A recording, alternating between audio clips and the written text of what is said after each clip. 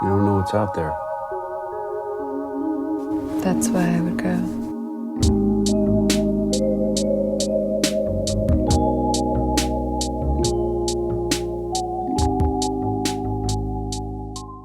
Hi, and welcome back to Wild Dream, where we give you the freshest takes on the latest movies. My name is David. And my name is Daniel.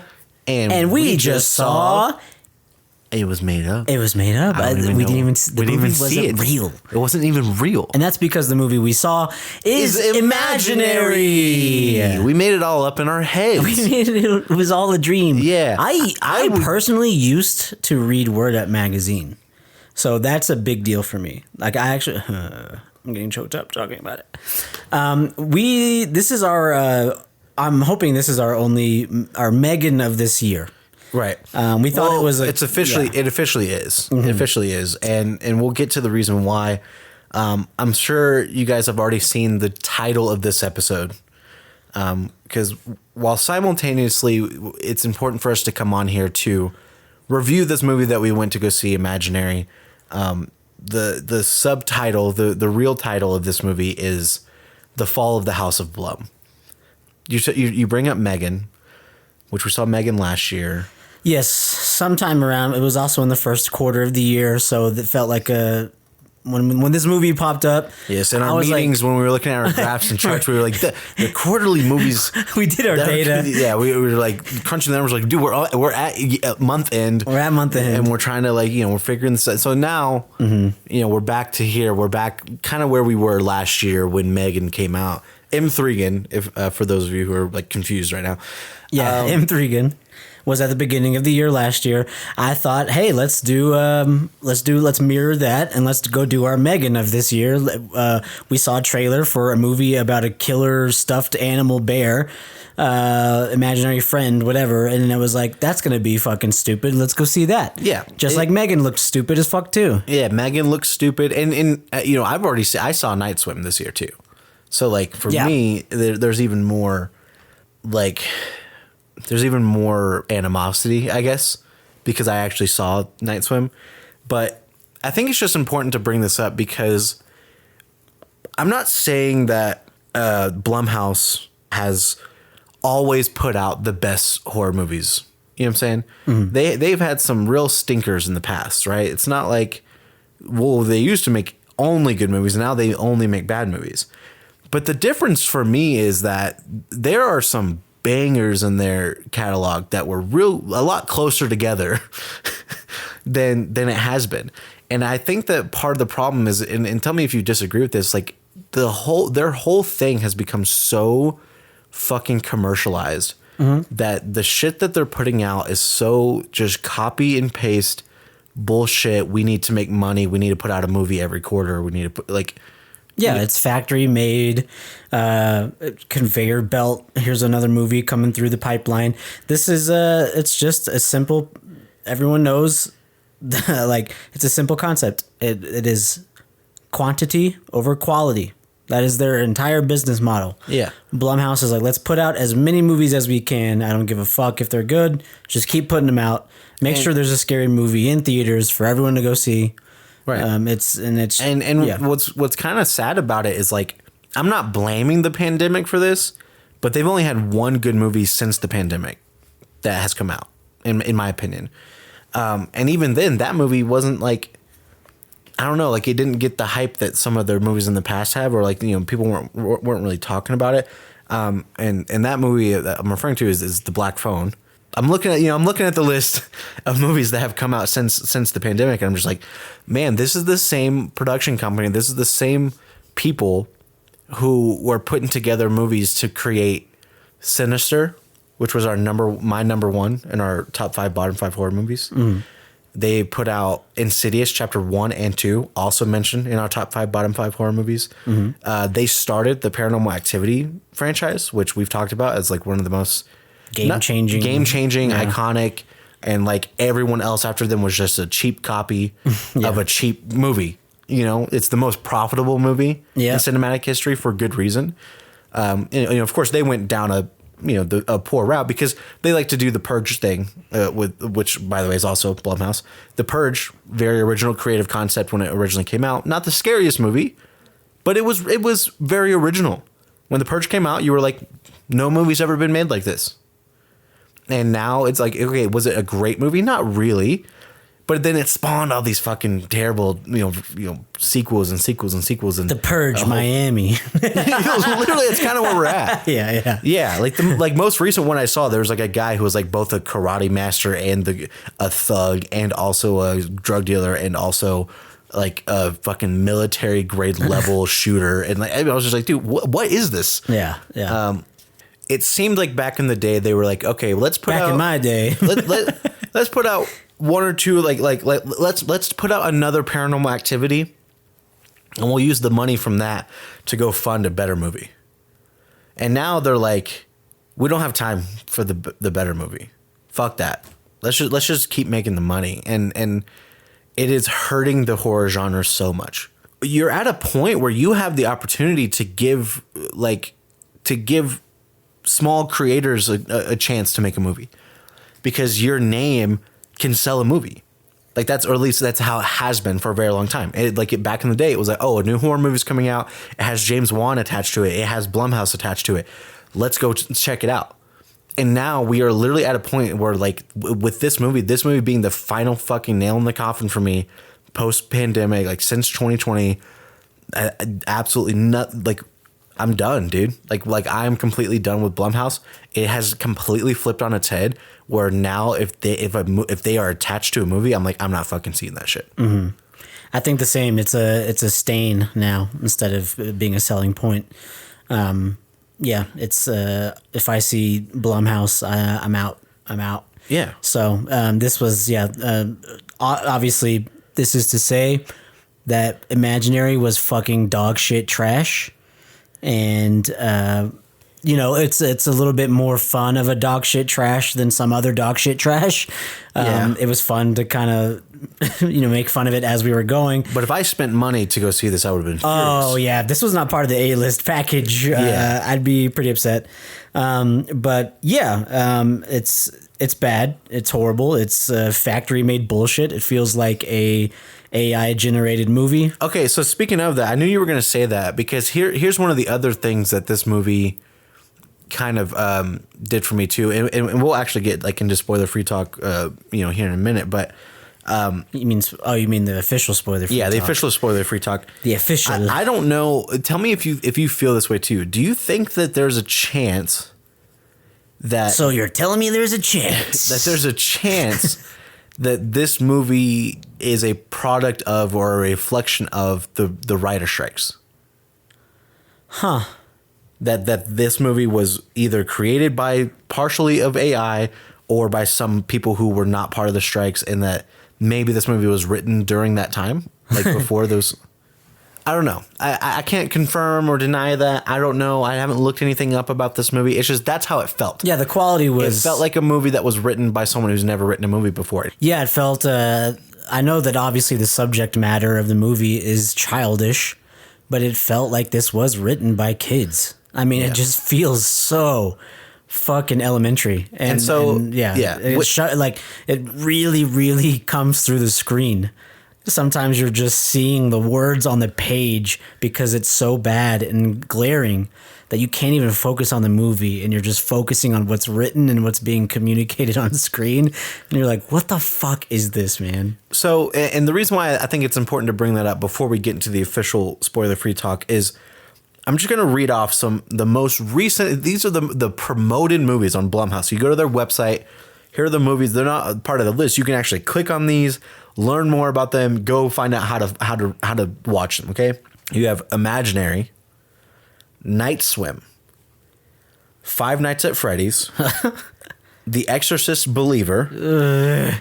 Okay, and then right after that we have Insidious: The Red Door. Again, capitalizing on popular name brand of a movie. Yeah, was that like the fourth, fifth movie or something? Right. Yeah. With the worst, not the worst quality in the Insidious series, but definitely not anywhere close to the first two. Then you have M. Threegan. You know what I'm saying? Like, I like just going back and looking at these movies like in order. Man, when's the last time that they really tried? Like, this is the same production company who was a big reason why Get Out was made. Mm-hmm. Like Jordan Peele is someone who we respect as someone who's just made like really changed the horror genre and pushed things further. Like that's what Blumhouse used to be. They used to be the people who pushed the genre further, who made the genre better, who did things outside of the conventions of horror in order for people to understand how complex and how much of reality you can put into this genre and make it just pure art. You know, it's not just about killing and slashing, and now it's just about ghouls and goblins. Do you think... And ghosties. I'm curious, too, because when you talk about something like Get Out, something like Sinister... When you talk about stuff like this, you're talking about directors who have a legitimate vision for something they want to make. Whereas now, doesn't it feel like the product is already made and they just need to grab a director off the street to attach to it? 100%. They're like, hey, we want to make a teddy bear movie. Will you direct it? Instead of it being, hey, oh, you have a passion project? We'll fund it. Right. Is that what's happening? Because it feels like it. Everything feels so... It could be. There's no part of me that felt like the director wanted to make this movie. No. It just, it feels like they're just kind of picking people off the street and going, hey, make this thing. We have this idea. We want to make a teddy bear movie, whatever. Which could be the script is the same way. Now, here's the thing. This guy is... giving the writers the prompt. This guy has directed some other movies that will interest you in a certain way. Okay? Okay. I haven't looked anything up about this, so I don't even know about this yet. Yes, I just looked this up and it's intriguing. So... There's 2 movies that this guy directed that I have to mention. So, one of the worst horror movies ever from 2018.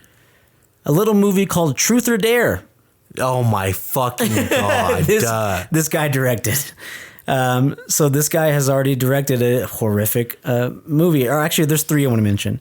This guy directed a sequel to a movie that I really liked when it first came out, the original. And then the sequel came out, and I was like, this sequel sucks ass. Pun intended. He directed Kick-Ass 2. Oh my God. I don't know if you remember that, but they Kick-Ass was like so cool and creative, and I remember everyone hated the second one. Yeah, and the second one came out, it was like Jim Carrey was in it and shit. Like they added actors and stuff, but it was so bad. And I was like, oh well. And then here's the one that I know that you don't actors. Nicolas fucking Cage, brother. Oh, see, I forgot. I also never heard of him. Yeah, forgot. But here's the one I need you to know. In 2008, he directed a movie. 2008, God. 2008. This is a movie that you used to love because you were an actual child when this came out. Never Back Down. He directed Never Back Down? Yes, dude. This guy's the director of Never Back Down, the fucking high school fighting. Never Back Down. Yeah, MMA movie.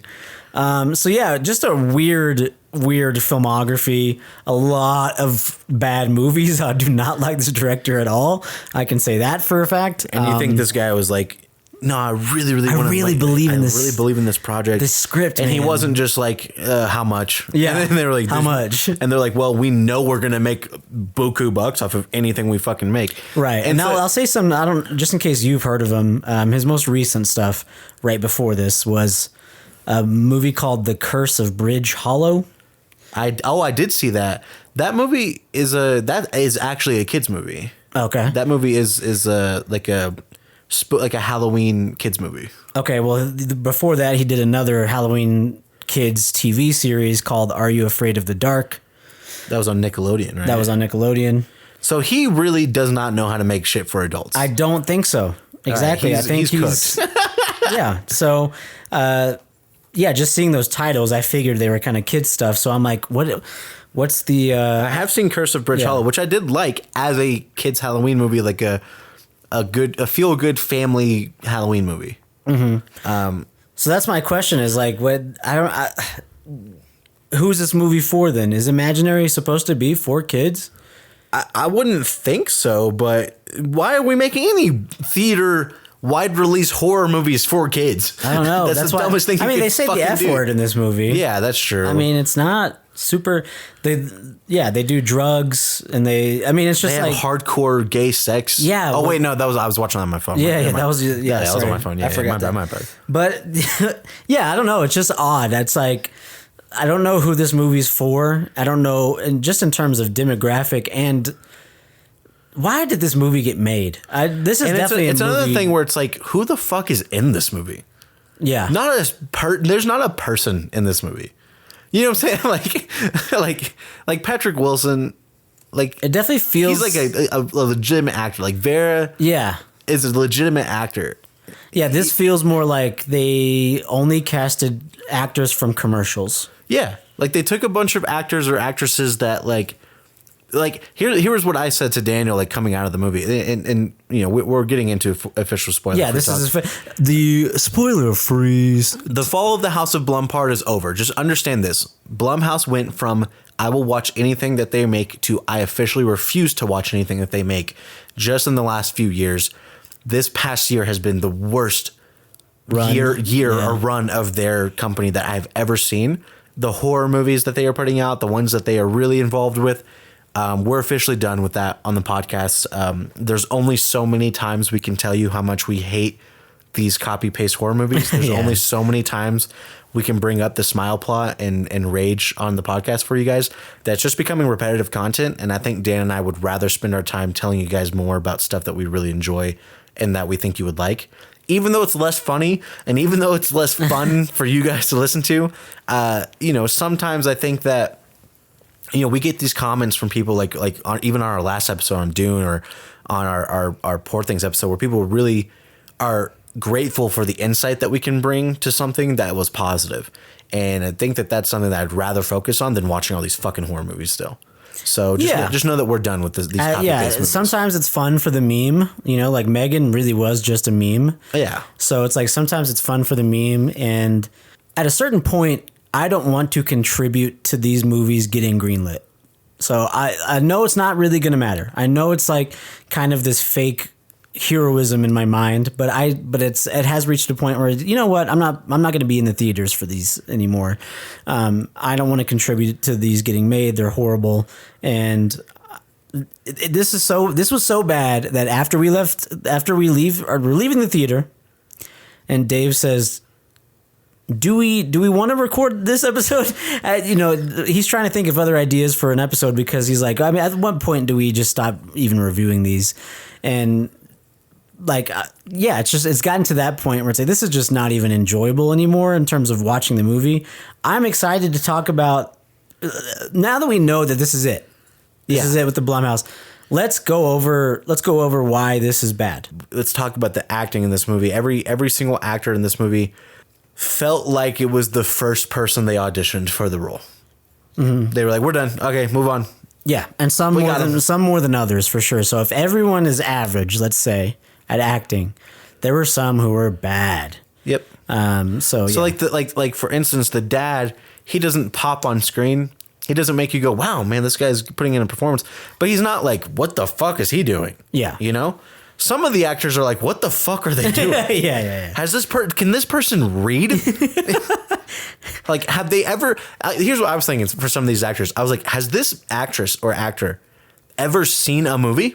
Yeah. Have they ever seen any cinematic film? It was so bad from the character that plays the neighbor is probably the worst in the movie. She is the worst. And it's hard because she's older, so you have to find an older actress. But then it's like, you know, like the older lady from that episode of It's Always Sunny in Philadelphia. It was that woman. I think she was like over 90 years old when she started her acting career. Do you know who I'm talking about? The one who plays the piano in Damon, the musical? Yes. She's hilarious. Yeah, she's great. She's great. And she started her acting career at like in her, I think they said like in her late 70s. Like she was like, I'm going to become an actor. You have me up to here. I'm here with it. Yeah. What is going on? And like, if you listen to their show, like they said that she improvised like every line that she had. So it's like, all right, there's no excuse there. You can find old people who can act. Mm. That's a thing. They didn't try. They just felt like the first person who auditioned, they were like, this is it. All right, we're done. Yeah, the first thing I said that I kind of spoke to with Dave after the movie, like the credits were rolling, we were trying to figure out who this was a favor for. Like, yeah, I was like, is this someone's aunt? Is this someone's from the production's aunt? Like, is this like a family friend that they're just, because there's no, like, it was just so unnatural and awkward and weirdly paced, their line delivery. And again, are they good at acting? Probably not. But does this reach a point where the director should take some credit too? Well, that's the thing is, after you're telling me about their most recent movies, I'm like, okay, is this woman like a Nickelodeon person? Yeah. You know what I'm saying? Yeah. Is that how they know each other? Like, she's only ever done things for kids. For kids, where maybe. They don't seem like it's a real life at all. Like, they don't act like normal human beings. Yeah. When they perform on screen. I don't know. But what I do know is that whoever this person is, this director could not care less about their performance. Yeah. And so we get into the directing of this movie, and when we talk about the cookie cutter copy paste thing, if you go to our Instagram or our TikTok, you'll see a little bit that me and Daniel did, and it's the bit is every single Blum House movie. And like, it's literally just because the shot composition is so copy paste. Like, me and Daniel kept doing this throughout the whole movie. So throughout the entire movie, they do this fucking thing nonstop. It is, there's something in the background. They pan to the left. They pan back to the right. It's gone. They do this 4,000 times in this movie. Yeah. And me and Daniel started looking at each other and go, oh, it's gone. It's gone. He was just there. It was just there. We did that so many times in the theater. Yeah, and the last thing I'll say too before we move on from the acting, now that we're getting into this territory of spoiler-free talk, we're in the spoiler-free zone. Spoiler-free. The acting was so bad in this movie at certain points that it made me scared and insecure and question myself and go, do I ever look like this on screen? Well, we just made a movie and you got to see the rough cut. Exactly, that's what I'm saying. Do you feel like that? No, but now it makes me want to go rewatch, and I'm like, oh my god, am I like this on screen? Because it was, I had that much secondhand embarrassment, is what I'm trying to say. Yeah, that it made me question myself and go, oh my god, am I a bad actor? You know, which that's something I'm always going to deal with as a creative in anything I do. And that's like, I keep telling you yes, and you keep not listening to me. I'm like, I don't care. But of course, I'm your director all the time. So I think that's a good take. So what am I? I'm like, whatever. Yeah, I think it's more too, like, obviously I do believe in my comedic acting, but the dramatic acting is hard. But anyways, it's just, it was so bad that it made me question my own performances because I got so much secondhand embarrassment. But yes, the continued use and repetition of the exact same sequences over and over and over, not only in this movie, but we're doing it in other movies too. I mean, come on. Just so bad. Makes you really made me realize how much I take for granted. Yes, I have already said that Hereditary is my favorite horror movie. Thinking of that opening shot, just thinking of the attention, intention, care, and setup of that opening shot to Hereditary, just one simple opening scene, God, I take it for granted because they don't even care anymore. Like, they just don't even care. They're just like, yeah, and like that's something that we talked about even when we were walking out of stop motion, which we talked a little bit last week. Which was the new Shudder movie that just came out, which again, like, we gave that movie like a 4 or 5 out of 10, I think. Mm-hmm. That is like fucking streets ahead of these other horror movies. Like, the fact that got a 4 or 5 is like, oh my God, that might be the best horror movie of the year so far. Like, that's how fucking bad horror is right now. But like, we were talking about that movie because that movie opens with just 2 shots of 2 things that just don't come into play, like, hardly at all. One of them comes into play, but it's just a metaphor that doesn't land at all. No one, not me, you, or Natalia, who we saw the movie with, didn't understand what that was supposed to mean. So I was like, okay, good. I'm not stupid, and you guys didn't get it either. And then the other thing was just a random shot that looked cool, but didn't matter. And I was like telling Dan, I was like, man, I miss when like people really focused on the intention of an opening shot and like what it's supposed to mean. And Hereditary is a great example of that. Like, that movie has to open that way. Because of, like, you know what I'm saying? But anyways, I'm not going to blow Hereditary all the time. But you guys... But you know what I'm saying? Yeah. It's intention. There's intention to things. Yeah, you're saying exactly. Yeah, it's just wow, we take some shit for granted. Because I thought of stop motion too. I was like, I did not really like that movie, and then I left this movie and I was like, it was not bad. It was actually pretty they tried. They got. I might watch stop motion again at some point in my life. If I was watching Shudder TV, and it was on, I wouldn't turn it off. This movie, I would gouge my fucking eyes out before watching it. Anyways, I just took again. I'm taking even just average horror movies for granted at this point, because God, it makes you realize how bad the majority of them are.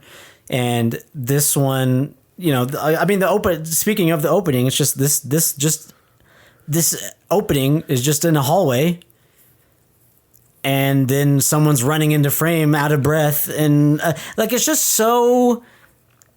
It feels like a made-for-TV movie. It feels like I'm watching a made-for-TV movie. A Nickelodeon movie, if you will. It's just so... This movie's so bad. There's not anything redeemable about it. When we get to spoiler talk, I will talk about one sequence that I enjoyed before the reveal happened of the sequence. But that's about it. And the other thing, I'll say this, the worst part of this movie, genuinely the worst part of this movie, is the writing. And I think that's why I brought that up about the strikes and that stuff, because and you mentioned the AI aspects of it, is it does feel like the first draft of something. It feels like it was written for children, and one of the main problems with the movie, we'll get into some examples in spoiler talk, but just know that everything that happens in this movie, it's like if we're shooting a film right now and Daniel gets up and he walks to the kitchen and he turns the sink on, fills his cup with water and starts drinking it, and then he comes in back and he says, "Sorry, I needed to get up and get some water because I was thirsty." Yeah, that's exactly it. When I say this movie is show and tell, it is show and tell. Yep. Everything. Sorry, I had to get up and go get some water. I was thirsty. Oh, I was wondering why you got up and had to go. What? So you were thirsty? Are you still thirsty? No, I'm not thirsty anymore because I got up and I got some water. Yeah. Okay. Now I understand. Yeah. And I love water. The thing is, when I was growing up, my dad. When I was your age, I used to have to drink water every day. But no, you're right. It's because they do that. They do the monologues, exposition. But you're right. That's such a good example because they cross a line. This is not just monologues and examples of giving information that no one asked for in an unnatural way to get the script through the screen. It is so bad that it's that. It is, they do an action and they say what they just did. And I'm like, I'm going to punch someone. Speaking of never back down, let me. Don't back down, Dan. Never. Never. It is infuriating to a point, again, of, I don't know, there's some points where it's really, really annoying and it just pisses me off. And then there's some points where it's so funny. It's so funny. It's laughably and what's crazy is I genuinely, for about 3/4 of the movie, I was really pissed off and just getting so, and staring at Dan. And then it got to a point and there was one specific thing that happened. And it was just the final trigger for me that I started laughing out loud, and I was just laughing for the rest of the movie. They broke me. I was so mad. And I was like, this isn't even so bad. It's good. It's just bad. And it's blah, blah, blah, blah. Yeah. In my head, I'm like, God, I can't believe we're here. And I'm thinking we could walk out right now and we could just do a fucking Oscar special or something. Yeah. And then I was and then they did this one thing, and I'll tell you guys what it was when we get to spoiler talk. And I just started laughing out loud, and it broke Dan at the same time, and we were just laughing for the rest of the movie. And we were at a point where I finally felt like the rest of the audience was totally fine with me laughing. Yeah, there's that too, because not everyone, I know this, obviously, not everyone has the intent of watching movies through the same lens as we do. And even you watch things more critically than I do, I would say, for the most part. So even we have different thresholds of how we view movies. And this was one of those times where I was like, I don't want to be the guys who are just shitting on this movie while everyone else is enjoying it. Yeah. But you're right. There was a point where you could feel that everyone was at least bored by the movie, but like no one was like really into it. Yeah. No, like, and here's what we mean by that. Like, no one's jumping. No one's gasping. No one's reacting to the movie the way the movie wants you to react. Yeah. So we kind of knew the vibe was everyone was out. It was actually really dull. Now that I think about it, the environment was so dull because even when we were like laughing at how bad some of these, we'll talk about a prosthetic choice towards the end of the movie that when they reveal it was literally funny. I mean, I'm sorry, but it was literally funny. And me Actually and Dave hilarious. start laughing immediately when they reveal it, and no one else is laughing. Like they was so dull that they couldn't even laugh at how bad it was. It was just like, well, man, what am I doing with my Friday night? Yeah, I think they paid for tickets. And that was the difference. Exactly. I think like they didn't get to go record a podcast after it. You know, there were a couple of teenagers, like young teenagers, in our theater, and even they were not. You know what I mean? Like they were not into it. And I'm just like, who's this for then? Who's this for? You know? The last thing that I'll say, spoiler free talk, is the horror elements are atrocious. When we say they're cookie cutter, they are the same boring, lazy shots of there's something there, now it's not there. Dark hallway, creepy dark figure that's bad CGI, so we make it really dark so you can't tell how bad the CGI is, so we don't have to spend money on the CGI. It's creepy song that's for kids. It's and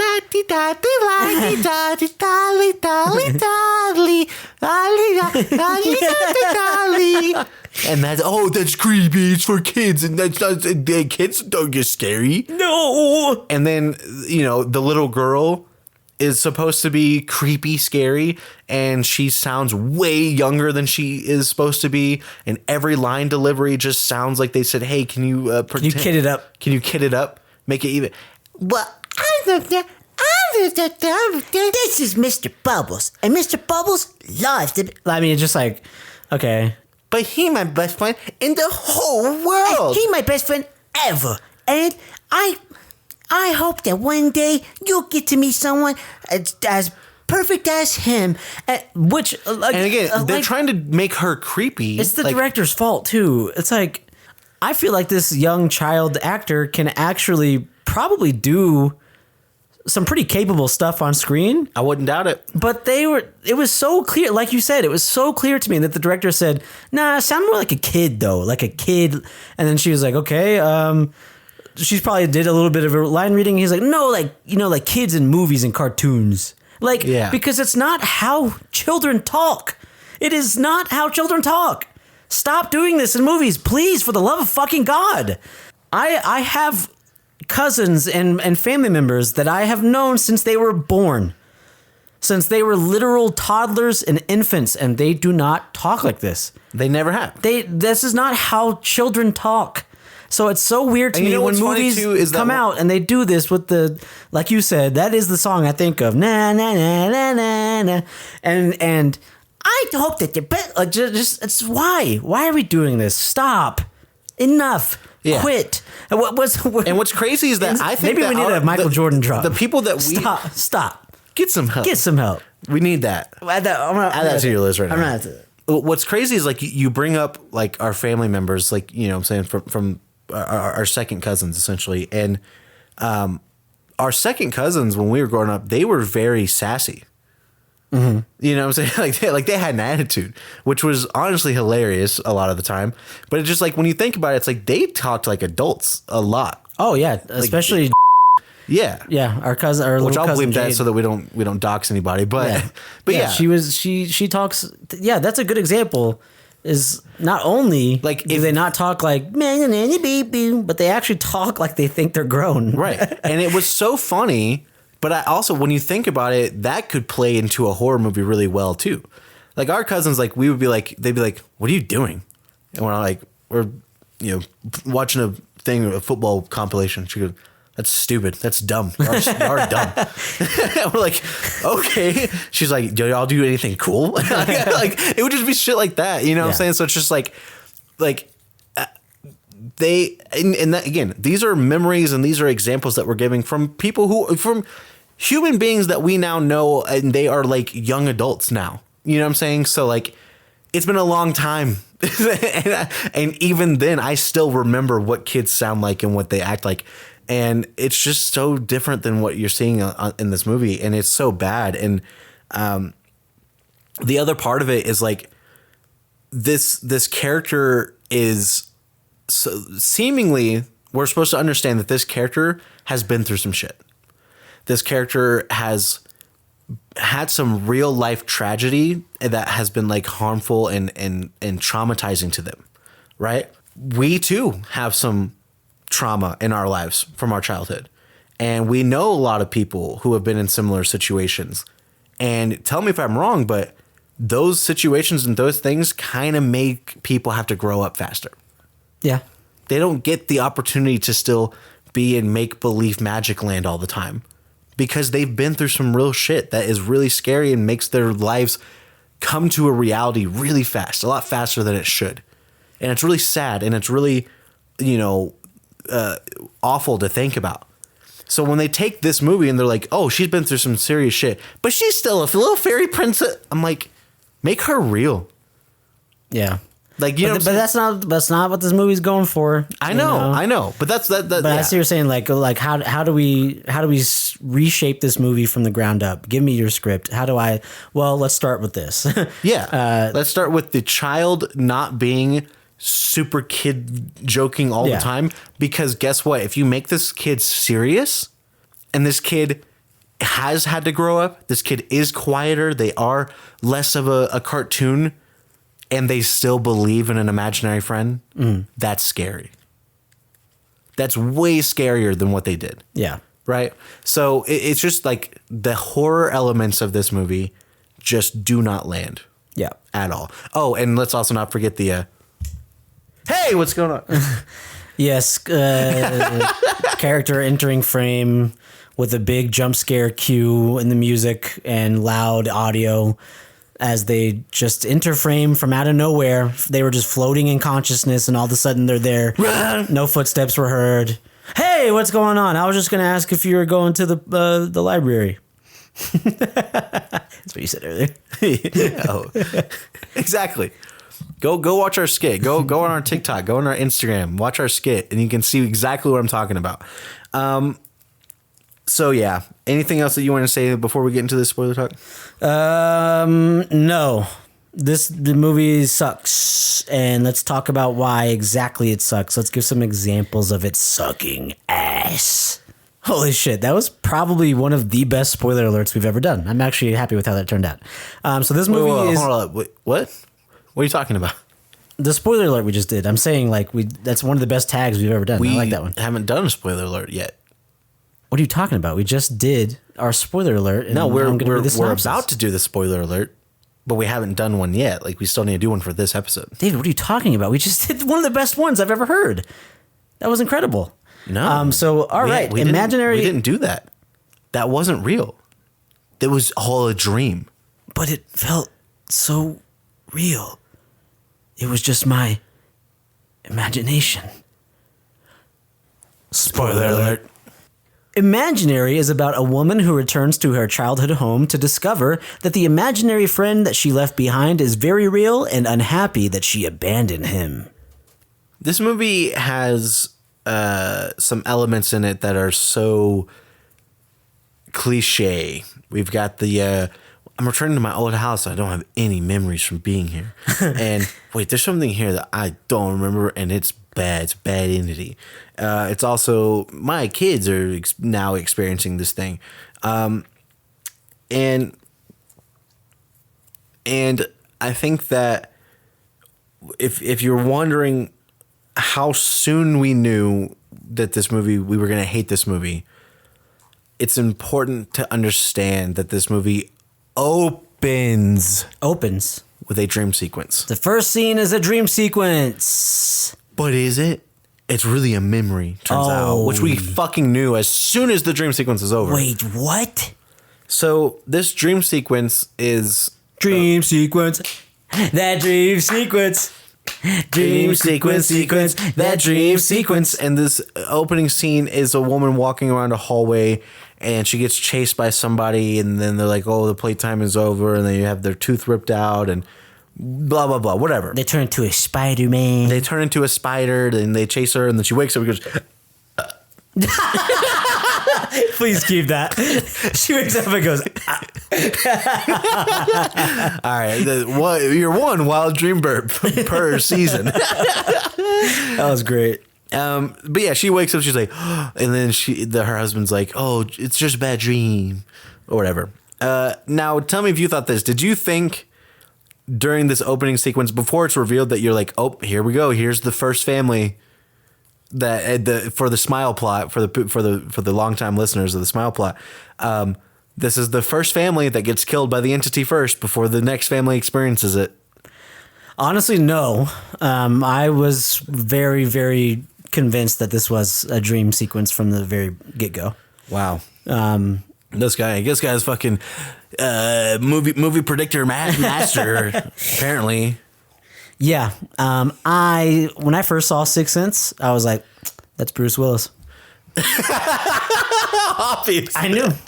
I knew. Well, listen, the reason why I thought that was this scene is because I was fully expecting this movie to be the Smile plot. And it's really funny because it kind of is, except that the family that this originally happened to is herself, is the main character. And then it's happening to her again. Yeah. With her new family. So... And then we still have this has happened before. We still have this has happened before with other people, with other things. Yeah. Which we'll get to. But yeah, let's start off with the first interaction between two characters. Did you notice any chemistry between the main character and her husband at all? Absolutely not. Absolutely not. I think the main actress in this movie is actually too good looking. She's too pretty. When I say that the movie felt AI generated, she looks AI generated. Yeah, she looks like a drawing of a beautiful person. Yes. Like we're talking like cheekbones, symmetry. Yes. Like bright eyes, like, you know what I'm saying? Like golden. I think it affects her performance because she's too stiff. And she's probably had a lot of work done. She's also probably like modeled for a long time. Yeah, she looks like a model. Like if I had to guess, which means that she's probably used to not being fluid and stale, kind of cold. Yeah. Expression. So yeah. Also, every time she cries in the movie, which is like 3 or 4 times, clearly a tear stick. Yeah. Most clear, just coming straight from the middle of the eye. Only musters up 1 tear per crying scene. Yeah. So it was kind of just weird. There's something so fake about it. And this movie's cinematography and lighting and color palette also is very fake and bright and artificial. Yeah. So it's like it all just feels... I mean, I know it's irony because it's called imaginary, so it feels fake, but it's really weird. And then her husband is Jason Mraz. No. Yeah, that reveal was funny too. Yeah, we have to talk about that. We have to talk about that because, the main character... So we have the main character... And then her white husband, the main character is black, and then her husband is a white man with in the most average and mundane way. So she is this beautiful black goddess. Yeah. And she is married to a piece of copy paper. I mean, he's just. But he has an accent. He has an accent from England or something, or Australia or somewhere. Mm-hmm. But neither of his children do have that accent. Correct. And not explained why that. I still don't know why this was in this. And again, is it because he was the first person that auditioned, so he got the part? Is it? I mean, yes, it is.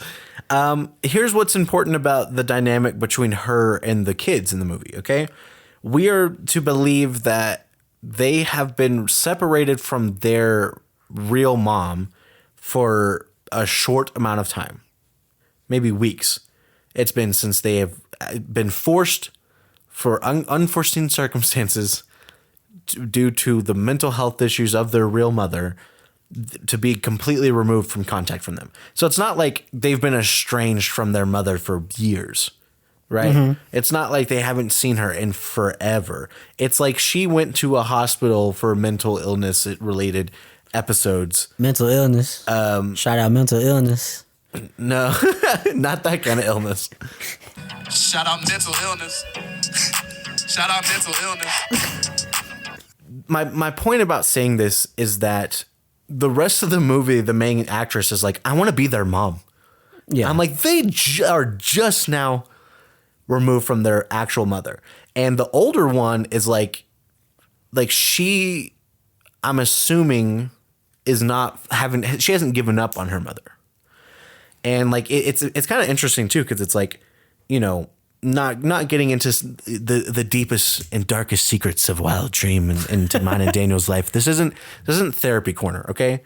We have a biological father that we don't have a relationship with. We have a biological father that we don't have a relationship with. Which makes us cool and interesting. Where my bastards at? Let's go. So I only say that to say that Daniel has memories of our biological father that I don't. That would, like, in context of this movie, the older kid is like, has known her mom for a very long time before she had her mental health issues, before she had her separation from the family, right? And the little girl probably doesn't as much.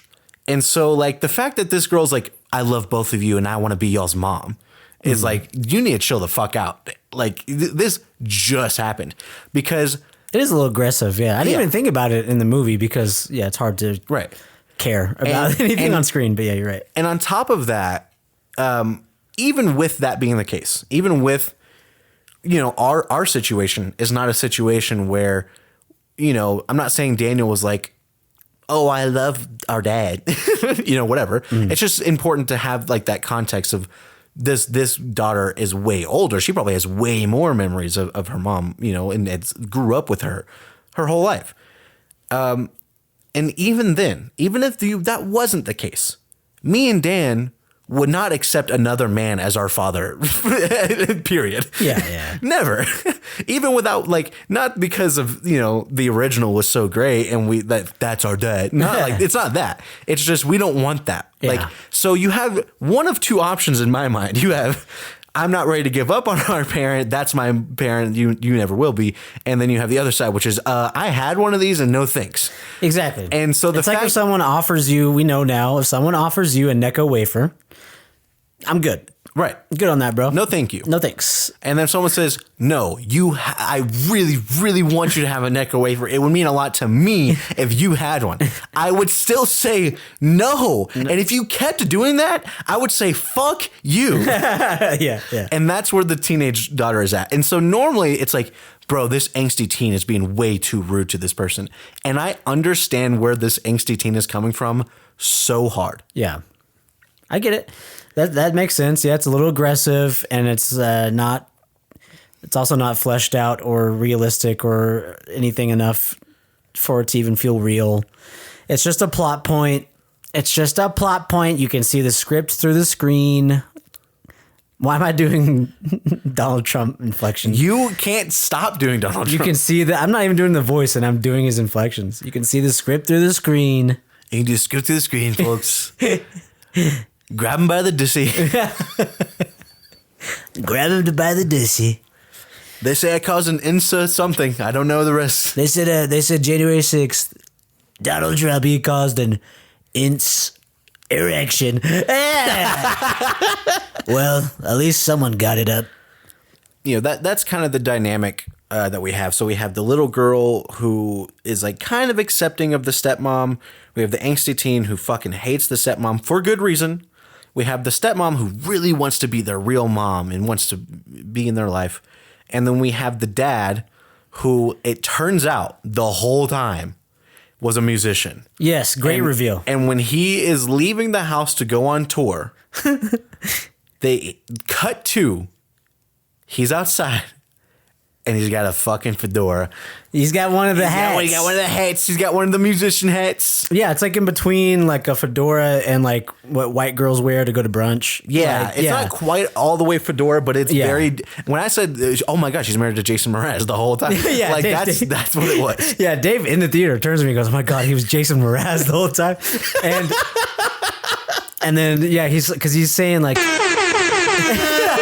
They're setting up this reveal is great because they're setting up for her to be alone with the girls because she needs this to really get close with the girls. And so he's sure about that? You sure about that? That's why? So he's like, babe, you know, if I don't have to go in this tour if you really don't want me to go in the tour. And then his daughter, who has spent her whole fucking life with him, is like, no, you should go. American accent. No.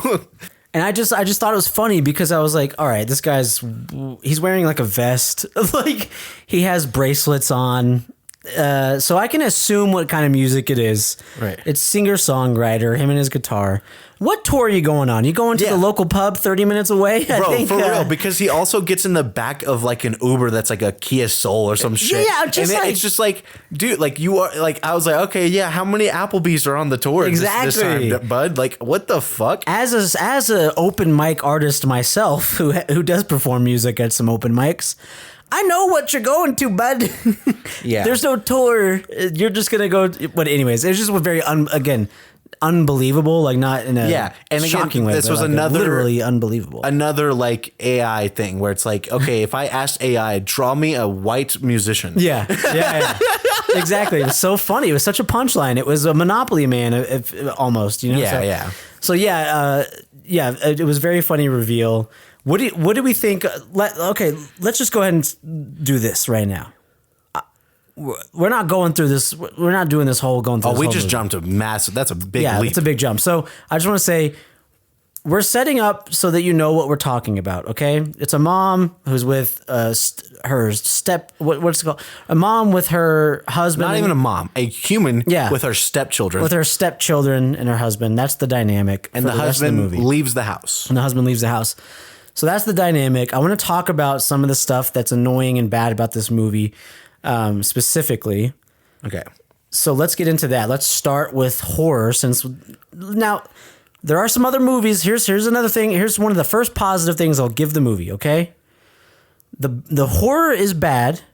However, it gets into the horror quicker than some other movies. That's true. I will give it that. Remember Malignant took like 40 minutes to get... Yeah, like there are other movies that take forever to really get going. So at least they get to the bad horror quickly, okay? Yeah. What do you think of some of these first horror sequences? Now, this is what you were talking about. There's a shadowy figure in the background, and then the camera pans to the right, pans back to the left, and it's gone. Ooh, spooky, booky, booky. Some of the first horror in the movie is when they first move into the house. The daughter goes to the basement because they're playing hide and seek. Ooh, hide and seek, classic horror. And she's hearing little noises and stuff calling to her. And she's, again, in her little kid voice, Why are you using that voice? What? Are you again, you're treating children as if they're fucking stupid. And yes, they're not the smartest people in the world, but they're like, oh, a creepy voice is beckoning to me from the basement next to a boiler, which she has fire trauma, so why would she even go next to that? Right. So it's like, and she's like, this is interesting. Let me investigate this. You're telling me she wouldn't be scared? Yeah. What? They literally act like she would not be fucking terrified to go into a dark, creepy basement by herself with the trauma that she has. And then she goes down there and the first thing she sees is a fucking boiler, like flame. I'm like, dude. It just didn't make sense to me. It doesn't, yeah. And but it's just easy plot progression, easy plot devices. Yeah, so this is where we get some of this. We get this stuff in the background, and then it's gone. So it's very subtle, and it's just not scary. But then she finds the bear, and that's what unlocks the rest of these horror sequences. The inciting incident yes, is her finding the bear. She finds a bear. that is A beckoning teddy to her. bear. Sorry. Now, here's something I just In want case to. you haven't seen the poster of the movie. Yeah, I want to bring something up specifically that I thought was hilarious and such a bad choice. And that is that the bear talks, quote unquote, but it's just the girl's voice going, "I'm Chauncey." Yeah. Now, this is done in. Oh, by the way, the bear's name is Chauncey. The bear's name is Chauncey. That's the least scary name I can think of. Yes. I hated the decision of having the bear speaking, and I say that again in quotations because he's not actually speaking, as just the girl's voice, but going like this instead. Because it's so cringe and it's so awkward. And it's also kind of like, again, it's playing into the little kids are scary. yeah, it's I'm like, it's doing I'm not scared of any children. This is not scary. Why did we do this throughout the whole movie with the voice, man? Yeah. It's so bad. Oh, well, let's get to, because we kind of jumped over this. There is one sequence that you did like from the horror perspective. Yes, I'll mention this. There was one sequence that I enjoyed the actual horror aspects of. The mom is recording because she catches the little daughter Having a tea party. having a tea party with her bear and named Chauncey. and her with Chauncey and her imaginary friends all at a table. The daughter is saying to someone across the table, "I like your dress. You have a pretty dress." And you hear a voice reply very faintly, "Thank you." They say, "Thank you. Thank you." And it's like, oh shit, like you can see the reaction of the mom. Like, I just heard someone reply. These are supposed to be imaginary friends. Yeah, What the and hell? you actually start to kind of freak out yourself. You're Yeah, it's like, oh, shit. this is kind of good horror because we have already been established the bear. So we're like, that's not the bear's voice. Who the fuck is that?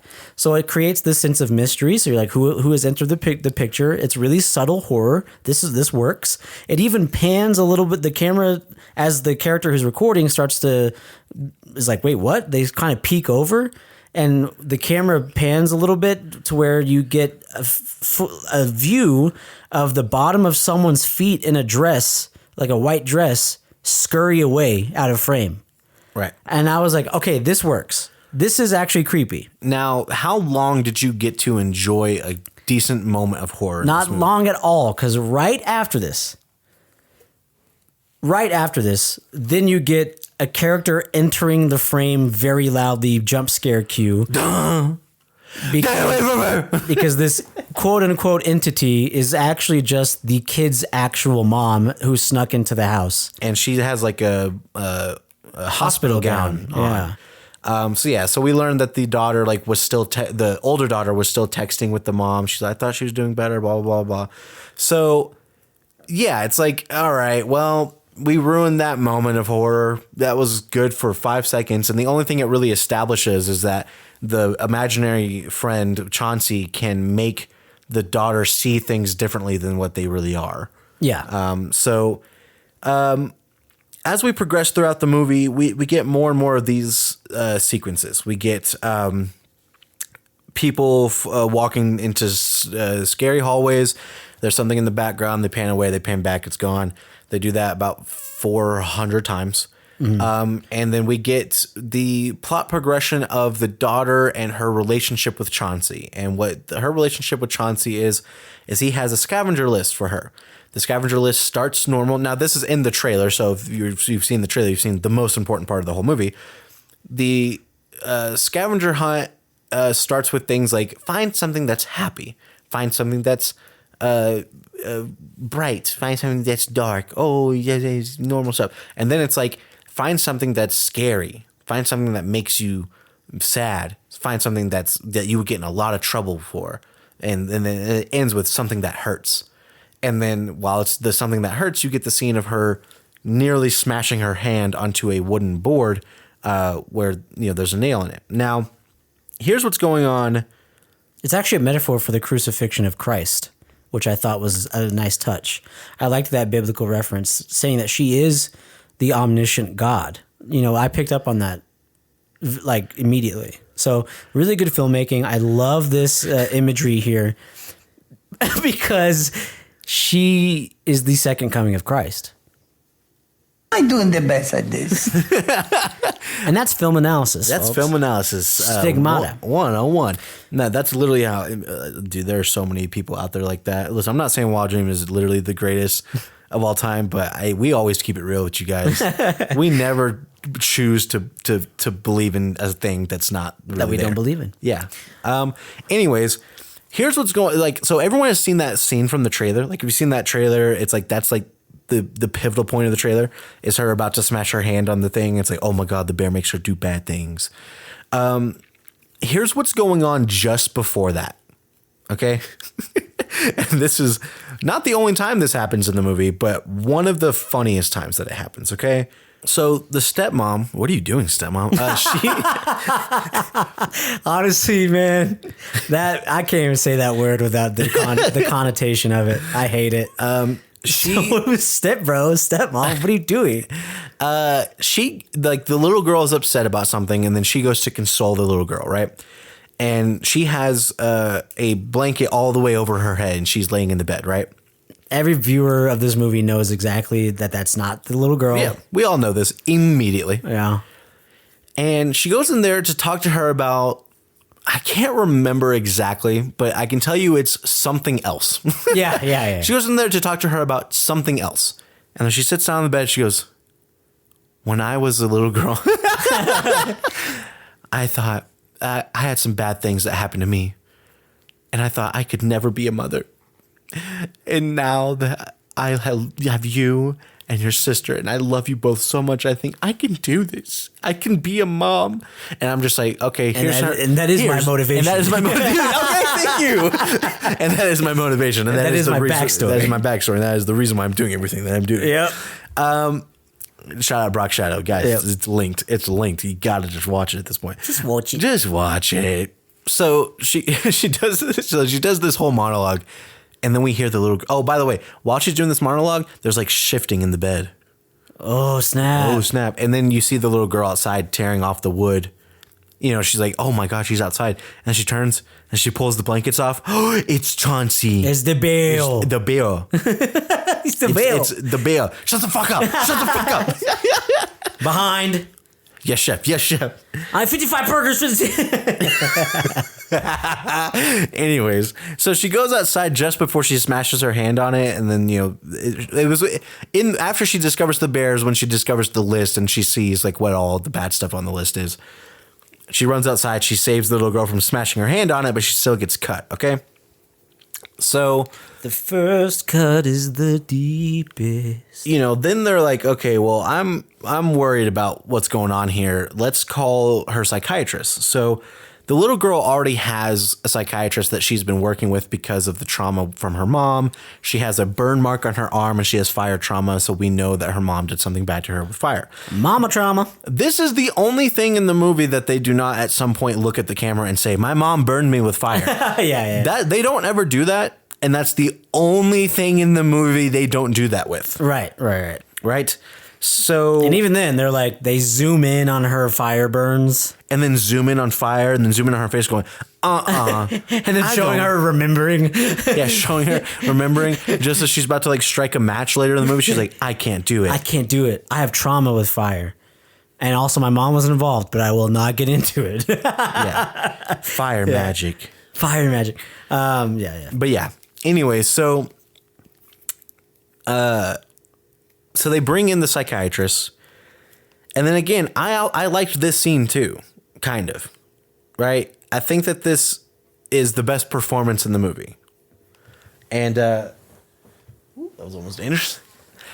This is the best performance in the movie, and this is a somewhat, passable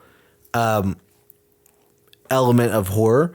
And it's the only thing that really justifies the voice thing, which I know you weren't a fan of the voice. But I know you weren't a fan of the voice. You're not a big Adam Levine guy. American Idol all day. American Idol, dude. So the psychiatrist is interviewing her and Chauncey talking. Her and Chauncey start getting into an argument. As she's talking to Chauncey, she turns around and she's talking to Chauncey and she's body blocking Chauncey. And so we're also seeing the perspective we're watching from the perspective of the psychiatrist and the perspective of the camera that the psychiatrist brought in to film the session. And as she's talking to the bear, the bear is talking back to her. But we can't see, and we know that the bear's actually talking, but the psychiatrist doesn't know this and the camera doesn't know this because you can't see her until the very end of the scene when she turns back around and the bear is still talking and she's not. But this scene is the one where, and again, this is in the trailer. So again, every good part of this fucking movie is in the trailer. She's like screaming and crying at Chauncey, and it's actually a really good, believable performance. Yeah. I can actually think that she finally sounds like a real child. Throwing a tantrum and being like really sad and going, I don't think we should be friends anymore then. You know? Yeah. And it was so real. She actually gets to act for the first time in the movie. And it was so good. And I think that's part of like what you brought up where you were like, I think this kid could actually be a good actress. Yeah, like, yeah. I think she could actually do something good with a role, but the director just didn't let her. Yes, the dumbass fucking director. Yeah. And this scene proves that 100%. Like she was the best this was the best performance in the movie.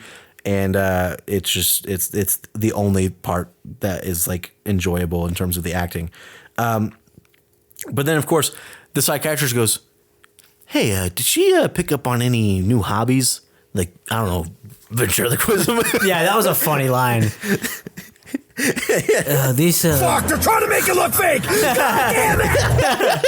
This little girl, does she do ventriloquism? Because I think there is a demon in her. There is a demon. So then the psychiatrist starts talking to them, and them being the stepmom, what are you doing, stepmom? And the stepchild, what are you doing, stepdaughter? Sorry, I'm done. Okay, I'm done doing that. Enough. That bit's over. It's done. This is not that kind of show. We talk about I showing didn't do cum. fucking shit. Oh, wait, yeah, you're right. Sorry. I'm gonna come. If we keep doing that bit. And so, anyways, the psychiatrist is talking to them. And Dan, this is when we find out it was the smile plot the whole time. Oh my God, dude. Yeah, the psychiatrist is one of two characters in this movie who are the, I'm an expert on this. I've researched this. There are many others. So she's one of them. And she says, yeah, there's a lot of kids that I've had who blah, blah. And she says this one specific kid. And now Dave made a great point here. She says, one of these kids actually specifically brought up one of his imaginary friends, and you know what? You should just watch for yourself. And she just shows a video of this kid whose thumb is gone because the bear made him, or the imaginary friend made him cut his thumb off. And then she's like, this kid went missing a week after this was interviewed. David immediately was like, HIPAA. You just violated HIPAA. She is a psychiatrist who just says, here's another kid and his name and his condition and what happened to him. And here's a video of our session. And here's a video of our psychiatrist. That is so fucking illegal. That's it's so illegal. Insane. Yeah, it was just so funny. What is going on? There's no way this bitch is a licensed psychologist if she's doing this shit. Legal action, please. But anyways, yeah, so she's like... Oh, by the way, the thumb that he bit off looks... The CGI, they made it look like he just bit it off. Yeah. Like, it's still, like, bloody and, like, bruised and stuff. I'm just like, what is this? It looks like it should be treated immediately kind of thing. Yeah, it's kind of funny. It's such an odd CGI choice. Also, they're playing the video, and then it, like, kind of gets to, like, a middle part of the video, and then they pause it, and then the girl, and she goes and she hits play again. It starts from the beginning. Yes. I'm like, this isn't a clip that she took. It's the whole fucking interview. Yeah, that bothered me for some, like, I know it's a small thing, but it was like... It's just on top of everything. Yeah, it's like, what? Yeah, they paused it. She presses play to continue the video, but it plays like 10, 15 seconds before that it was paused.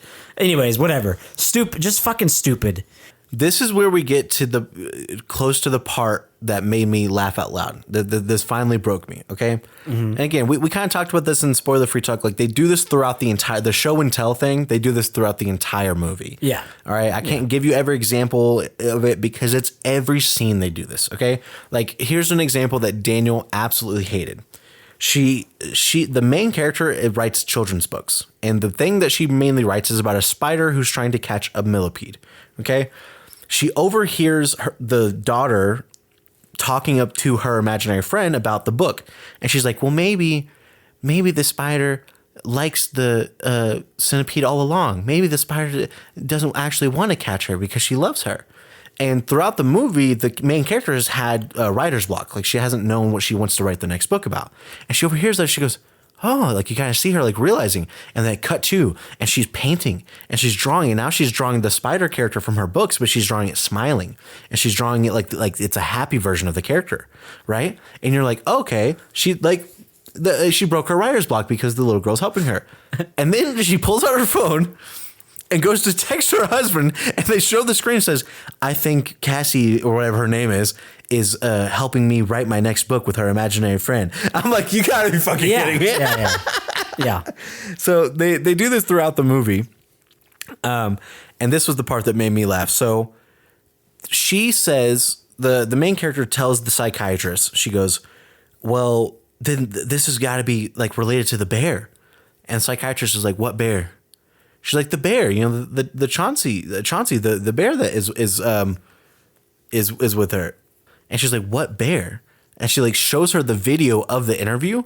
And as she's looking at the interview, there's no bear in the chair. Holy shit. You're like, whoa, the bear wasn't there the whole. And then the mom, she pulls out, the stepmom pulls out the phone, and she's like, looks at the video of the tea party of the tea party from earlier. And she's like, oh, there's no bear in the video. And then, so we go, so Daniel, you were at this point, you're like, is there a bear? No, there's no bear. It's made up. No, there's no bear's made up. And at this point, I was thinking, there's no bear. It was made up. It was in her head. It was in her head. But in case you didn't catch that, they play every fucking scene with the bear in it, with the bear no longer in it. Yeah, like they have. They're doing. This is the Saw. Da-na-na, na-na-na, na-na-na-na-na. Fuck, they're trying to make it look fake. God damn it. Okay, so they're playing clips from the movie, but now there's no bear. They're just pantomiming, like the daughter's pantomiming, picking up a bear. Like it's unbelievable. It's like they show like every scene, and now it's like a sepia tone, or it was like clearly like a reminiscing, and the bear's not there in any. There was never a bear. Never a bear. And then so there's like this phrase, never ever. They don't really explain what that's supposed to mean or whatever, but it's really important to the story. That the little kid from the interview bit his thumb off, he says never ever, and then the little girl says never ever, and then she remembers that she saw something in the basement that she drew one time that said never ever on it. And again, she lived in this house when she was 5 years old, then she had to leave. Now, when she lived in this house when she was 5 years old, her dad went crazy after her mom died of cancer, by the way, and then she had to leave and go live with her grandma. Now, I know this because in one of the opening scenes of the movie, she leans down at a little girl and says, I used to live here when I was 5 years old. And and then after my mom died, when I had to go live with my grandma, I couldn't live here anymore. Yeah. And we're like, okay. It's one of the opening scenes, and we both looked at each other at the exact same time and rolled our eyes. Yeah. Yeah. It was bad. The other thing is like how we kind of know that this happened to her too when she was a kid. Like we're already kind of aware of this. Is that when she goes to see her dad, who has lost his mind at this point, she tells him, "Hey, I'm living in the house, right?" And he's like, "Oh my God, no, you can't go back there. I could never stop you. Always talking to your CB. You were talking to your CB." And me and Daniel were like, "Chauncey Bear." CB, Chauncey Bear. CB, Chauncey Bear. So then she's like, oh shit. Okay, so the bear was never there. Let me go. She goes back to the basement, gets all the stuff that she drew when she was a kid. And all the drawings have a bear in it. Bear. But here's the thing. She finds a bear in one of the drawings, and then she flips the page, and then there's a bear again. And she flips the page again, and there's another bear. And at this point, I turn it down and go, oh, bear. Bear. And then she flips the page again, and there's a bear. And then she flips the page again, and then there's a bear. And she flips the page, and she flips. She flips for fucking 4 minutes, and it's just bear. Bear. Bear. The whole time. And we're like, oh, shit. Like Chauncey Bear was like her imaginary friend too, and she probably experienced the same thing. And she said that her dad said that she would disappear all the time, and then now we're finding out that these children are going missing that are experiencing the same thing as her, and we're like, oh my God. And then they're like, guys, Cassie, is it Cassie? Is that her name? Alley Cat. Alley Cat. Oh, Allie, yeah, Allie. Allison's missing. They're like, oh shit. So they start going to try and find her. And then the teenager's like, we can't find her. This is your fault, blah, blah, blah, blah. And the mom goes up to her and says, she goes, no, listen, I think what's happening to her is the same thing that happened to me when I was a kid. Yeah. I was like, we all knew that. We all knew it. Yeah, the main character's like, I think what's happening in the movie right now is I just found out. Yeah. They're that close to being too... It was so fun. I was like, it was the straw that broke the camel's back, man. It was when she goes, what's happening to Allie is the same thing that happened to me when I was a kid, and I experienced the same thing as her and had the same imaginary friend. Yeah. I was like, oh my fucking God. So yeah, and now we get into the final act of the movie. The final act. So a character we haven't mentioned, it's the worst actress in the movie, the neighbor. The neighbor used to be the babysitter for the main character, and she was like, oh, she's a link to her past. She's like, oh, all that shit you don't remember, I remember all of it because I was your fucking babysitter. Her babysitter / now her neighbor is the other, I've been studying this, I know all the demonic things of this and that character. The teenager goes to talk with her. Yes. After Allie goes missing. Which we get another of these entering the frame, regular character doing normal thing, but big loud jump scare. Hey, it's me again. Which, by the way, that's how this character enters every scene. Yes. And in this scene, she's in... the daughter is in the middle of the street screaming her little sister's name.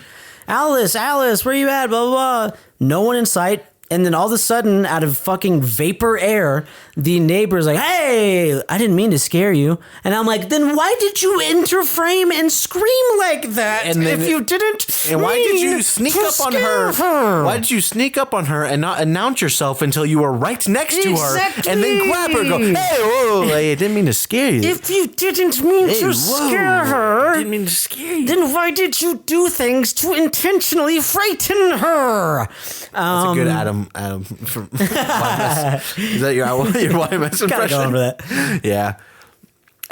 So yeah, this is so then now this character's like, imaginary friends are actually spirits and entities, and these spiritual entities, they want to take away the children. They want to go and take them in a special place, and they can't ever come back ever again. And I used to see the stepmom when she was younger, when she was a little girl.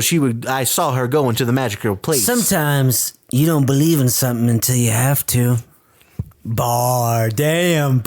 Bars. She gave me very similar vibes to the Ellen Burstyn cameo in Exorcist Believer. Like, very similar in these scenes where, yeah. It's just like a bunch of just bullshit. It's just such bullshit, jargon, cliches, like, blah, blah, blah, blah, whatever. Here's what happens for the rest of the movie, okay?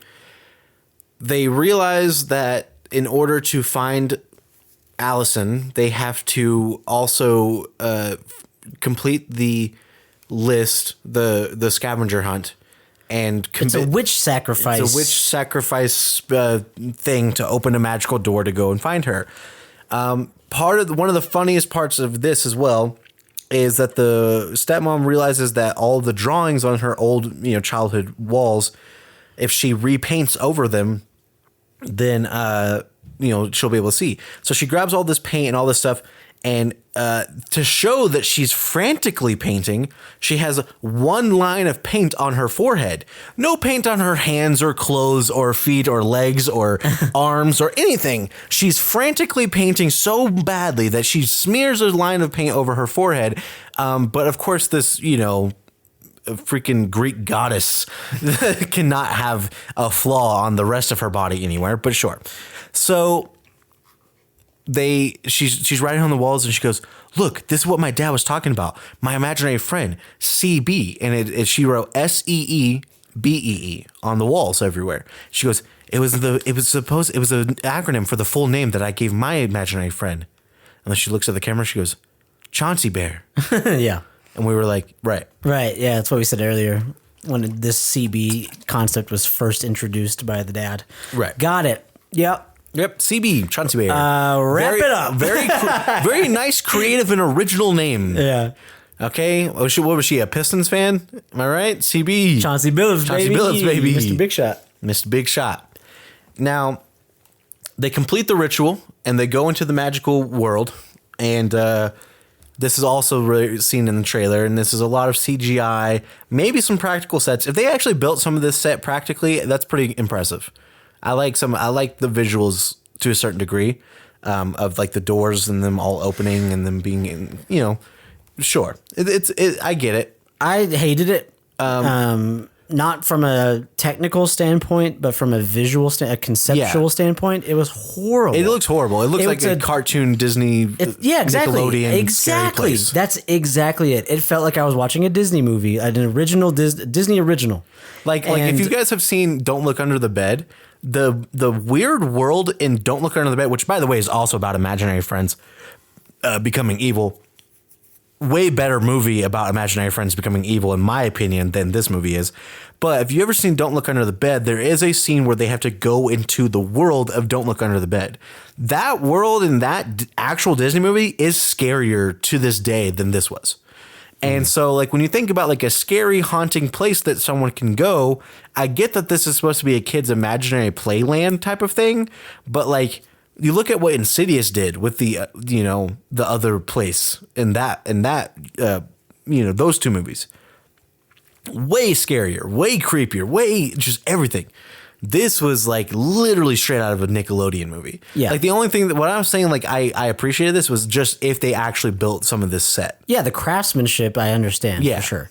It's the actual design choice and concept of it that's bad. I mean, it's blue lane. It's blue, and there's a bunch of DIY floating cloud blue light things above the hallways.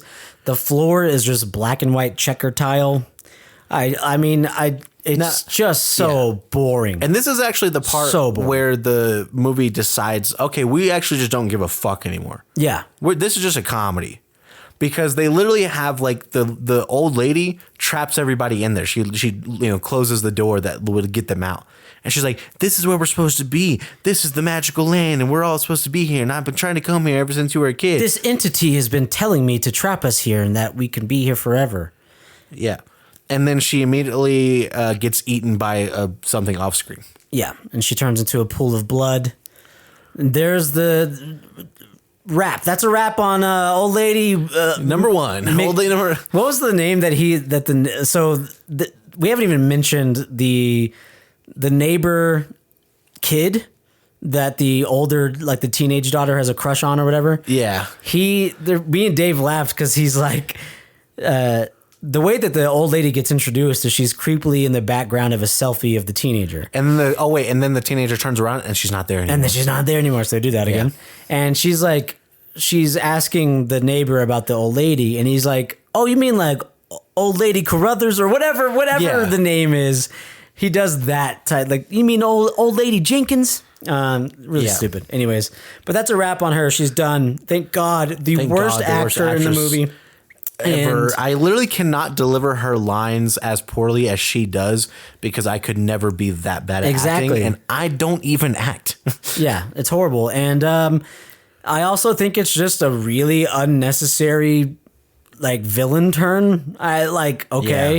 Just have her get eaten regardless. I don't even just have the door slip and close. Why does it have to Why does it have to be? Again, that's what made me think more and more. I was like, is this AI generated? Yeah. This is weird. And so now the rest of the movie is we need to find Alice and then we need to get the fuck out of here. And during this, they do a bunch of cheap, bad horror plots that we've seen a million times. And the left half of the screen is wide open, so we know that something's going to pop up and scare. And then they do this CGI version of this bear. It's like was it practical? I can't even tell. Yeah. Practical, half CGI, half practical. Right, it looked half and half kind version of thing. of the bear. Where now the bear's a big scary bear, but it's like a lopsided looking Monsters Inc. looking ass. Like Monsters Inc. It did look like a Monsters Inc. monster. Looks like a Monsters Inc. monster, and then it's like it's really and the bear childish. Also does a lot of this. I'm gonna shoot. I swear I'm gonna eat you. I'm gonna eat you. I'm gonna bite you. It's don't you dare run away! Oh fuck! She ran away. Damn it. The bear keeps going up to characters and going, like he's right about to attack them, and then he doesn't because the bear can't actually attack anything because it's half practical, half CGI. Yeah, but when the old lady is off screen, is with the bear for 2 seconds, it eats her alive immediately. Immediately. But the characters that matter, it's like, ooh, don't make me. I'm gonna come get you. I swear I'm gonna bite you. So the eventually they find Allison, whatever, Alley Cat. Oh, the Alley cat. that's one of my least favorite parts of the movie. The little kid has a nickname Alley Cat, and the teenager gets mad at the stepmom for calling her that because she says that's a family thing only. You're not part of the family. Yeah, and your then kind can't say that. Hey, settle down, okay? And then the teenager proceeds to call her little sister Alley Cat 400 times in the Very movie. unnaturally. Come on, Alley Cat. You got to get up, Alley Cat. Imagine if It's okay, Alley Cat. Don't worry, Alley Cat. Imagine if Dave, every time he referred to me on this podcast, said, "Yo, D-Man." But Hey, but can I ask you something, D-Man? And then D-Man had something to say about this. Hey, D-Man. so D-Man, what was that thing that you said? 'Cause I swear, D-Man was saying this crazy thing. And D-Man, do you remember when he said the D-Man? D-Man.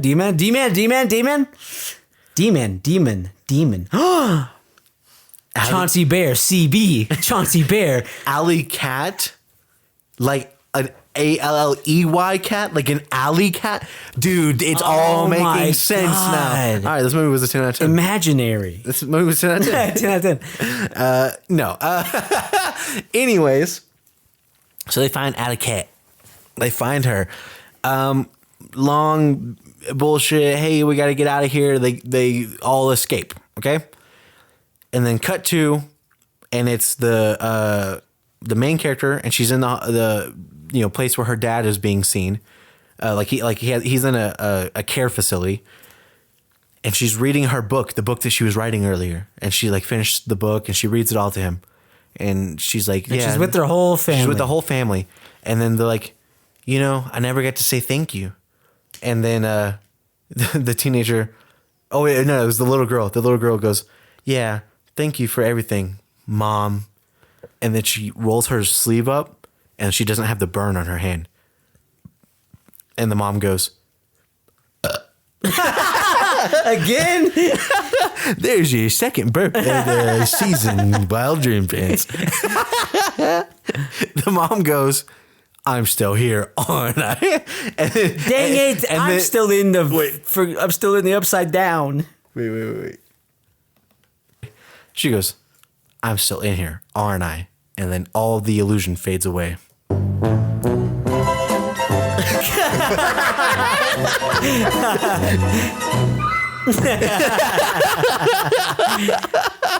Yes, now this is forget about the Smile plot. This is just stealing from.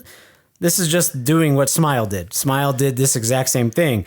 A big conclusion, big finale. Oh, we finally get out. Fake happy ending. Wait, I'm still here. Same exact thing. Right. Same exact thing to a T. And this is what I was talking about. So, okay, she goes, oh my God, I'm still here. Now everyone is looking at her all creepily. And this is the big prosthetic reveal with the eyes. Okay, they give the family these massive mosquito-esque, fly, big bug eyes. And they're all black. Yeah, so it looks like a big black marble. Yeah. Just perfectly spherical black ball in their eye sockets, bulging out. Yes, and they don't show it immediately. They have the characters turned away from the camera with their head to the side because that's creepy. And they're talking to her, and then eventually the husband character turns around to reveal these big bug eyes. And it was so funny. Each one of these characters looks hilarious. This is supposed to be scary. It is so funny, and it looks so odd and so awkward that I don't understand. Again, I think the audience was fully checked out, and they were just waiting for the movie to be over. Because how did this not get a laugh from anyone else but me and you in the theater? I don't understand it. And maybe it was that. Maybe they were just fatigued at this point. They were just over it. But this was actually so funny, unironically hilarious. Yes, it's bro. Come on, This was such a bad choice. Very, And very again, funny. when you talk, like, after you brought up like the Nickelodeon thing, like the kids movie thing, I'm like, yeah, like I'm starting to realize that more and more the more that we talk about it. This is another thing that's just like, it was just so childish and so like what a kid thinks is scary type of thing, you know? Yeah, I think so too. I think talking through this movie is making me go, a kid's movie director tried to make an adult movie. Yeah. There you go. And it's, guess what? It doesn't work. He still can only make movies for kids, apparently. So, yeah, big fake ending. Oh, shit. But then, as they're getting close to her, one of them gets hit on the side of the head with a baseball bat. It was a hockey stick, yeah. Or a hockey stick. Sorry, guys. We just had a huge blooper outtake, which you can find on the YouTube. Well, the recording of this podcast episode is very similar to the experience of the movie, because we're reaching the point of delusion and getting broken so hard that it's just funny now. Yeah, and we just went on a 5-minute tangent, and it was so funny, but so unrelated to what we're here to do. But so it's on the YouTube now. Yeah, we'll post it to so the YouTube. So just understand that if you so now we're back to reality. If you want to hear the snap back to reality. Oh, God damn it! There goes gravity. Mom, spaghetti? He's so mad, but he won't give up that easily. How hungry do you have to be to eat a mile? He ate mile?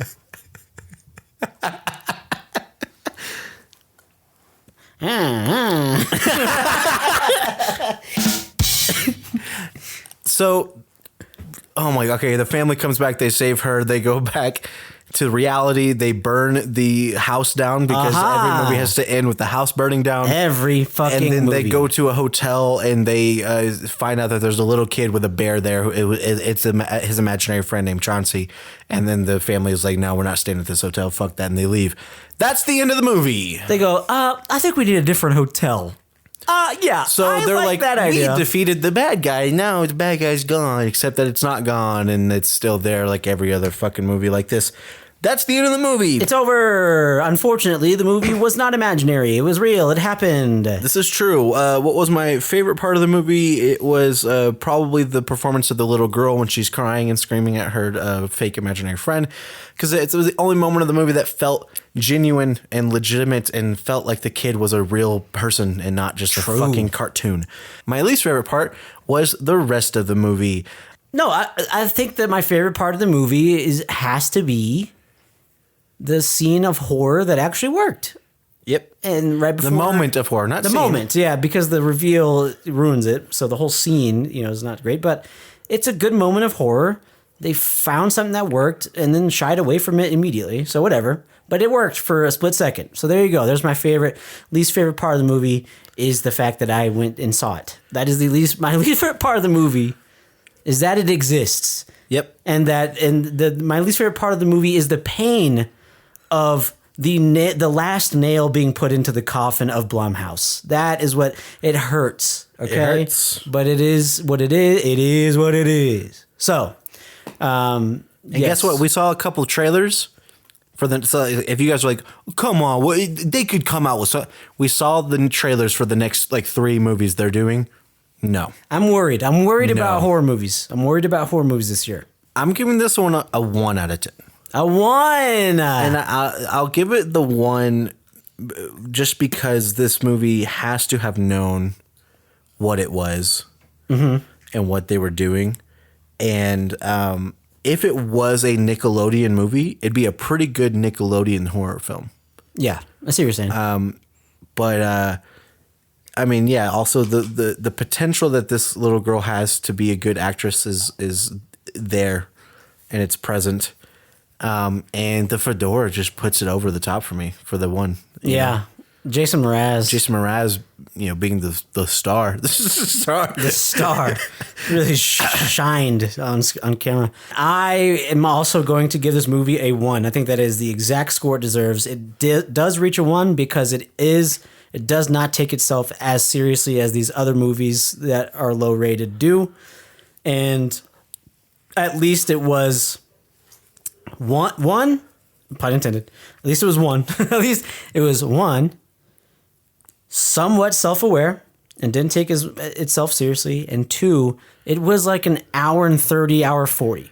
So I didn't have to sit through 2 hours of something horrible. Not to say that all the other low-rated movies are, but it's like you got to give credit where it's due. At least it didn't, try and make itself some long movie. So Right. that being said, it should have been goddamn 30 minutes. But whatever. Whatever. It sucked. It's fucking dog shit. It's trash. It's trash. Throw it out. Throw it in the garbage, folks. It's over. It's over. It's Jover. Blumhouse is done. We will no longer be doing Blumhouse movies on Blum this House podcast. is not a Blum home. So we're going to go into part 2 now of this podcast, and you'll have to come and find out if we're willing to talk about this movie any further or if we have something special in store just for you. See you soon. Bye.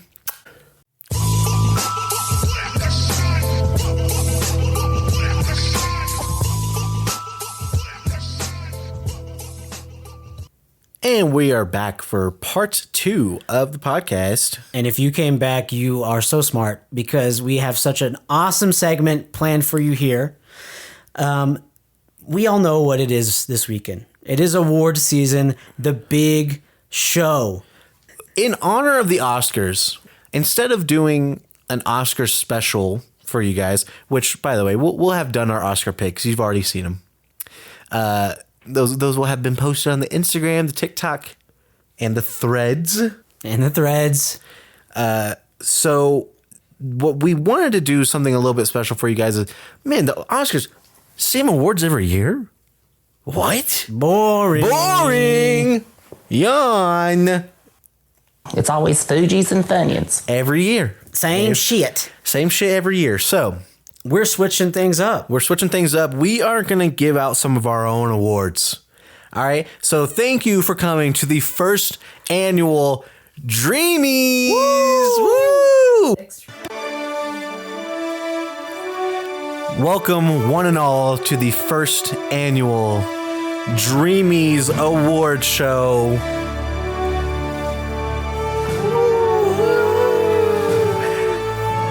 We are here to give out some of the most prestigious awards in the whole world. Wait, am I getting slayed up? I'm doing the intro. So loud. All right, that's better. We are here to give out the most coveted and most prestigious awards in the film industry. That's right. The Oscars, they're dead. They're over. It's all about the Dreamies now. Your time's up. Your time's up. So, And I'm your co-host, Daniel. Oh, we all know how the hosting goes. We got to razz everybody. Who's here tonight? I see, David from Wild Dreams here. Yeah, David. Hey, fuck you, stupid bitch. Who else we got here? oh, look, hey, who's here? Taylor. Taylor. Oh, the beautiful Taylor. Taylor, I've never loved you. What? I want a divorce. I don't like this joke. Just razzing. We're just razzing.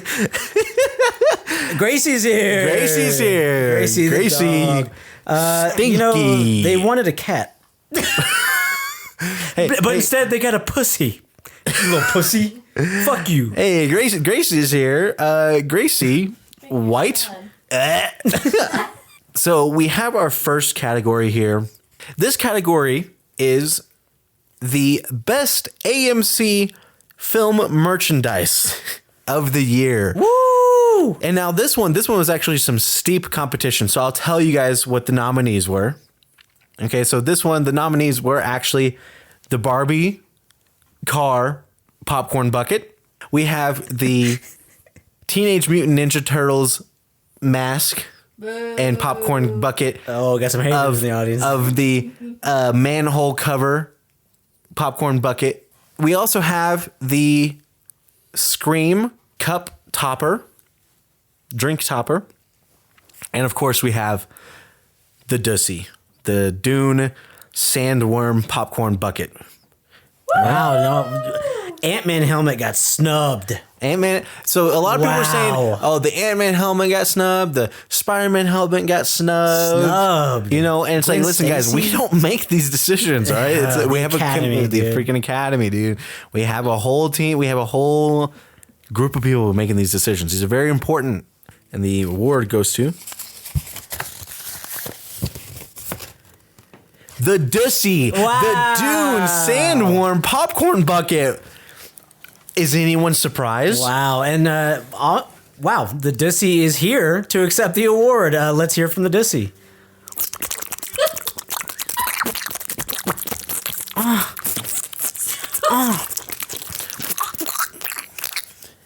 Applause. Woo! Amazing. That one made me tear up. That's awesome. I think it's a well-deserved award.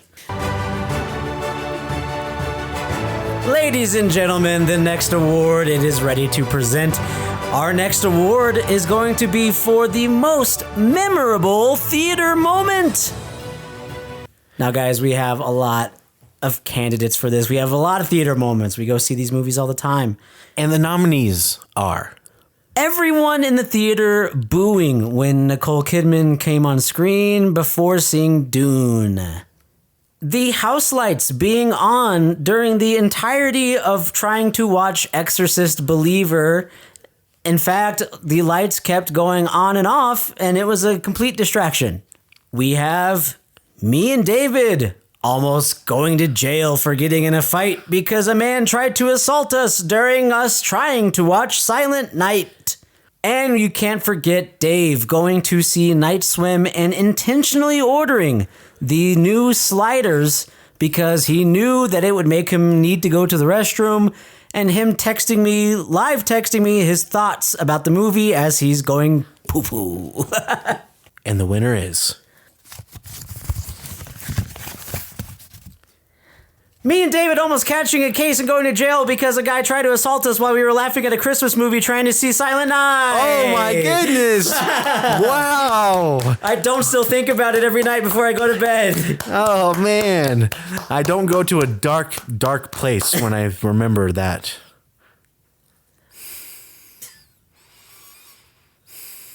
All right, and it's time for our next award. Our next award. David? And our next award. This award is the best line in a bad movie. This award honors those lines that when you're watching a terrible movie make you go, haha. And the nominees are. Wait. Sorry, I'm getting something in my ear right now. Oh my. There are no nominees? There was one clear winner that was so dominant in the voting that they didn't even think or come up with another one that could even compete? We've got to know what this is. Wow.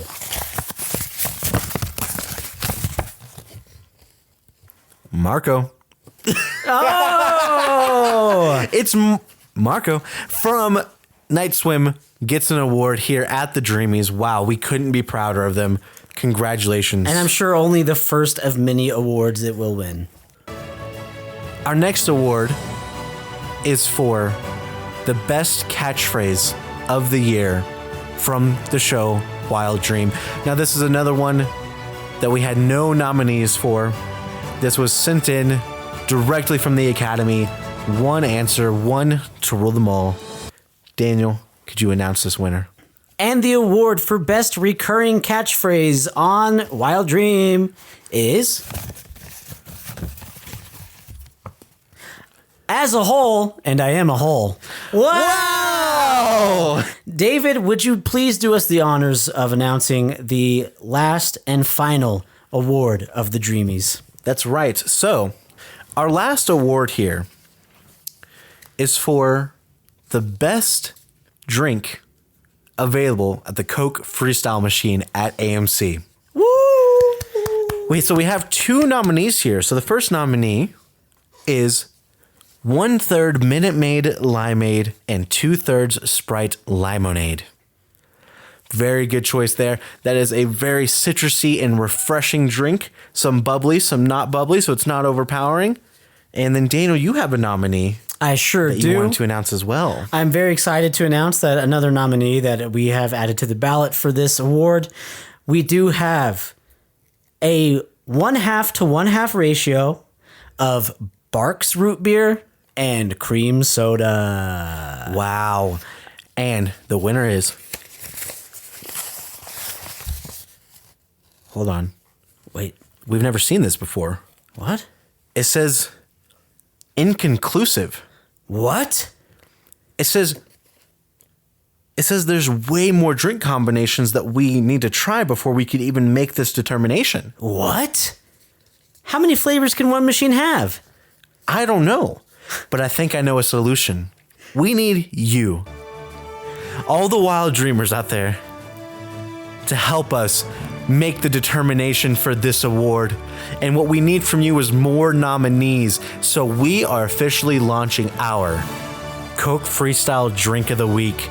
That's right. So every week we will take submissions for a drink that you want me and or Daniel to try at the Coke Freestyle machine when we go to see our movie at AMC, and we will give you the rating of said drink every single week. That's right, folks. It's time to get involved. You can decide the winner each week of the drink of the week, and me and Dave will be participating in trying said drink and giving our review on each podcast. So, in order to do so, there are some avenues for you to reach out to us, aren't there? You can reach us at Wild Dream Pod on Instagram, TikTok, and Threads. You can also send us your submissions directly to our email at wilddreampod@gmail.com. With that said, this does conclude the first official Dreamies Award ceremony. Thank you guys so much for tuning in, and we will see you next week. Mwah.